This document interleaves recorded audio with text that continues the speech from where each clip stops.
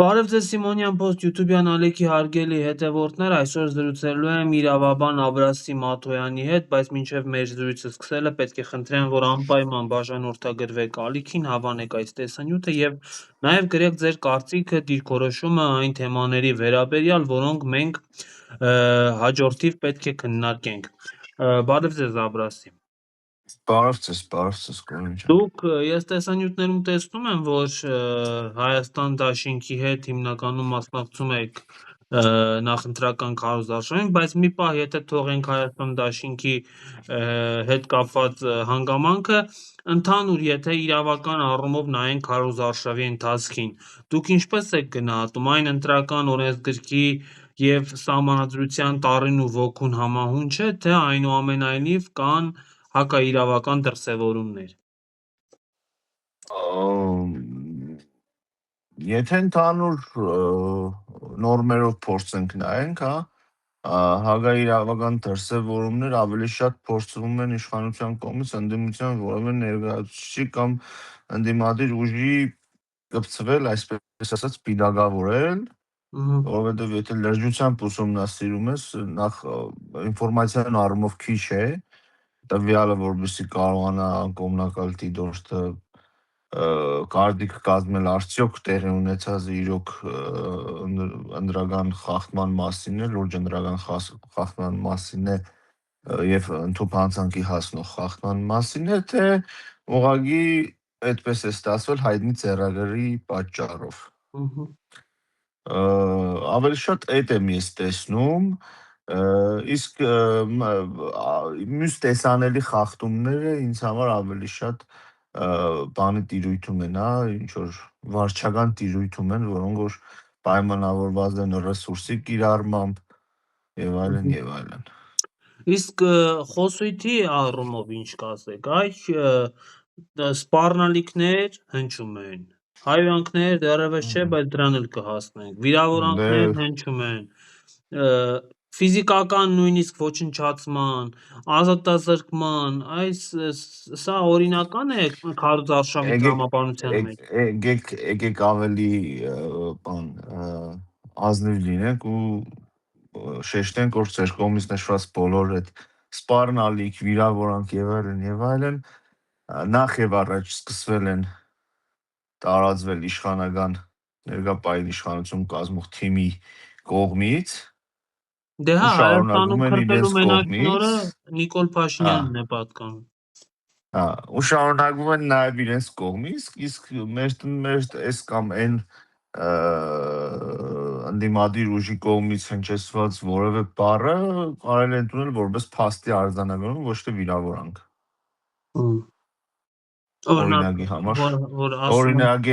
Օրինակի համար Ռոբերտ Քոչարյանի ասած արտահայտությունը ավելի շատ փաստի արձանագրման է նման, քան թե որևէ վիրավորանքի, ու իրանք ոնց որ թե տենց շատ էլ չեն վիրավորվել դա ամեն ինչից։ Բայց լավ, այս մեկը մյուսին հասկացանք, ընտանիքի անդամներին ինչ են բանանում, օրինակ Նիկոլ Փաշինյանը Գագիկ Ծառուկյանի որդուն անվանում է լակոտ, սա ինչ ասելու բան է, էլի, մարդկանց ընտանիքներին Դաստիարակություն, ուրիշ ոչինչ։ Երբևէ քաղաքական խոսույթի մեջ ընդհանրապես, համենայն դեպս իմ հիշելով, իսկ ես ամենակիչը 2007 թվականից առնվազն այդ պրոցեսների մեջ եղել եմ, որոշակի ակտիվություն եմ ունեցել, որպես երիտասարդ պատանի ընդཐུպ, միշտ էլ այդ ամեն ինչի աչքի դիմաց է եղել, ու շատ տեսանելի է եղել, դե այդ թվերին անմիջական մասնակցության տիրույթում էր ամեն ինչ, ու այս ինտերնետային որևէ համացանցային բաները չկային, հեռուստատեսությունն է ու անմիջական մասնակցությունը որևէ միտինգի լուրջ պայքար է գնացել ընդհուպ մինչև ես հիշում եմ 2003 կամ 4 թվականին Ռոբերտ Քոչարյան, Դեմիրճյան պայքարներ եւ այլն, քաղաքական պայքար էր, որը ընդհուպ միմյանց նկատմամբ կամ մի համակիրների նկատմամբ կարող էր որևէ դրսևորում ունենալ, բայց ոչ երբեք ինչ-որ մեկը թույլ տար իրեն մյուս իր ընդդիմադրի գործիչի կամ հակառակորդի, քաղաքական հակառակորդի ընտանիքի նկատմամբ որևէ ավելորդ արտահայտություն կամ քայլ աներ, զուտ այն բանի արդյունքները, որ մարդիկ ուղղակի կրթված էին։ Դու Խոսքը կվերաբերվի նաև հաջորդող ժամանակահատվածին, երբևէ չենք տեսել, որ նման բաներ լինեն։ դե հիմա Սերժ էլ օրինակ Սարգսյանի կառավարման տարիներին էլ այդպես բաներ ես չեմ հիշում։ դե հիմա օրինակ Մեկ Ռոբերտ երկու Քոչարյանն ու բացառիկ դեպք կան հադական, հա այդ չեմ կարող նույնականացնել էլի ինչ որ բանի Ռոբերտ հետ։ Քոչարյանն ու Սերժ Սարգսյանն էլ հիմա իրար հետ կարծես թե հակամարտության մեջ են, բայց միմյանց նկատմամբ շատ կոռեկտ են արտահայտվում։ Դե Այսինքն միանշանակ։ այդ խոսույթը, այդ խաղի կանոնները թելադրված են իշխանության կողմից։ Թելադրված չեն, այդ խաղի կանոններով իրենք են խաղում, փորձելով ներքաշել նաև այլ ուժերի այդ ամեն ինչի մեջ, որը բարձ երևում է, որ չի ստացվում։ Օրինակ, անկախ ամեն ինչից, անկախ նաև իմ քաղաքացիական դիրքորոշումներիցս կամ կողմնորոշումներիցս որևէ կուսակցության առումով օրինակի համար թե Գագիկ Ծառուկյանը, թե Ռոբերտ Քոչարյանը նաև վիրավորանքներ են հնչել, եթե ես չեմ սխալվում, եթե ճիշտ եմ հիշում, Լևոն Տեր-Պետրոսյանի հասցեին մի քիչ ավելի քաղաքակիրթ ձևով եւ այլն, ավելի պատկառելի տարիք ունեն, քան իրենք են։ Նիկոլ Փաշինյանը եւ թիմի մյուս անդամները ավելի ջահել են իրենից։ Դե Աննա Հակոբյանը Լևոն Տեր-Պետրոսյանին ոչիլ էր անվանում։ Դե ինչից ենք խոսում։ Ինչ որ է, բայց աստածս ինչ է հիմա, երբ որ այն որ հայը միշտ հարգել է, հա, սեր, տարիք, կարգավիճակ եւ այլն, ու այդ ամեն ինչը դու չես կրում, բա էլի ոնց ես ասելու հայ ես։ Նրա համար էլ այսօրվա դիմության մարդ է։ Միայն դա եմ ասում։ Կամ վիրավորանքով են խոսում, կամ անունները ինչ որ կրճատ են տալիս, իրեն դուր կգա, որ մեկը իր հոր անունը դենց տա։ Ցանկացած մարդ, մենք փոքրուց համենայն դեպս այդպես ենք դաստիարակվում, որ եթե չես ուզում, որ քո նկատմամբ այդպես վարվեն, ուրեմն դու էլ պետք է ճիշտ պահես, այսպես ասած։ Քրիստոսի ոսկե կանոնը։ Միակն ընտական, ատամանն ընդատաման, բայց Փառք Աստծո, մենք ենք մտածում, որ պետք է դենց լինի, իսկ մարդիկ ավելի հավասարակշռված են, չնայած նրանց հավասարակշռվածությունն էլ մանիպուլացում է սառնասրդության եւ այլնի հետ։ Այդ մեկնաբանությունը գիտեք, որը ուշադրության արժանացնելը ինձ թվում է մեծ պատիվ կլինի իր համար։ Դուք աշխատել եք բանում քննչական կոմիտեում եւ քրեական իրավունքի մասնագետ եք, լավ ծանոթ եք թե քրեական դատավարության նրբություններին, թե քրեական օրենսգրքի հանցակազմերին ու դրանց դիսպոզիցիաներին, դրանց նկարագրություններին եւ այլն։ Ընդդիմությանը հիմա փորձում են այսպես մի պիտակ կպցնել եւ շատերին կա նաեւ առաջադրված մեղադրանք, որ ընտրակաշառքներ են տալիս, ընտրակաշառքի խոստումներ են տալիս, դուք երբ որ այդ ձայնագրությունները, այդ գաղտնալսումները լսում եք, դուք այդտեղ տեսնում եք համոզիչ փաստեր, ապացույցներ ընտրակաշառքի եւ ինչ եք կարծում, այս ձայնագրություններն առհասարակ օրինական են, որտեվ այսպես զանգվածաբար մարդկանց գաղտնալսելը ես մի քիչ խնդրահարույց եմ դիտարկում։ Գորուն ջան, նախ ի սկզբանե ասեմ, որ ես ընդամենը 2 ձայնագրություն եմ հավանաբար, եթե ճիշտ եմ ասում թիվը, մաքսիմում 3 լսել։ Այս բան ժամանակ տեղյակ եմ, որ ավելի շատ վարույթներ կան նախաձեռնված, ինչ ես լսել եմ, ու ինչն է պատճառը, որ ես ընդամենը 3-ն եմ լսել, որովհետև երբ որ սկզբից դե լուրերի միջոցով եմ լսում այդ ամեն ինչը, երբ որ հնչեղ վերնագիրը եւս մեկ ձայնագրություն ու պարտադիր իշխանական, հա, թեբի լրագրողները այդ ամեն ինչը կտարածեն, զուտ հետաքրքրության համար լսում, ու ինքս անորոշության մեջ եմ։ Այդ պատճառով էլ ընդհանրապես չեմ լսել, մանավանդ դիրքորոշումն արդեն իսկ պարզ է, որովհետև ես ինքս այլ կարծիք ունեմ այդ ձայնագրությունների վերաբերյալ, հետո ձայնագրության արկայությունը ինքնին ոչինչ չի նշանակում։ Ձայնագրության արկայությունից բացի պետք է նաև հետաքննական մարմինը, այսինքն օպերատիվ հետախուզական միջոցառումներ անցկացնող մարմինը, առնվազն ճշտի ձեռք բերված թեկուզ ձայնագրությամբ, հա, քանի որ ինքը դատական երաշխիքով հնարավոր իրավական առումով, եթե դատական երաշխիքի շեմը հաղթահարված է ու այդ ձայնագրությունն առկա է, ինքը ինքնին աբացույցի մեկ տեսակ է, մեկ աբացույց է։ Այդ օրինակի համար կարող է ստացվել այնպիսի մի վիճակ, որ ես ուղղագիորեն ուզում եմ, որ իրենք լսեն այն ինչ որ լսում են։ Հանրությունը նկատի ունեք։ Չէ, ես ինձ գախնա լսում են, օրինակ բերեմ, ու ես ասում եմ այն բանը, որ իրենք ուզում են լսեն։ Գիտենալով հանդերձ ասում եմ, բայց իրականության մեջ դա ամեն ինչը գոյություն չունի։ Հետևաբար, բացի լսելուց, քրեական դատավարությունը ինչ է նախատեսում, նախատեսում է, որ պետք է նաև այլ աբացույցով հաստատված լինի։ Այդ այլ աբացույցով հաստատված եղնելը մեզ դեռևս հասանելի չէ։ Որովհետև սովորաբար ոնց են անում։ Ձայնագրությունն է, մի հատ մասկի շոու են ցույց տալիս, խոզարգություններ, ցերբակալություններ, մի երկու օր հետո իմանում ես, որ կանանք խա ու վերջ։ Դե Անդրանիկ Թևանյանը ոչ մի բան չկա։ Անդրանիկ Թևանյանը գնացել էր պալատկեն խփել էր քնչականի մոտ, որ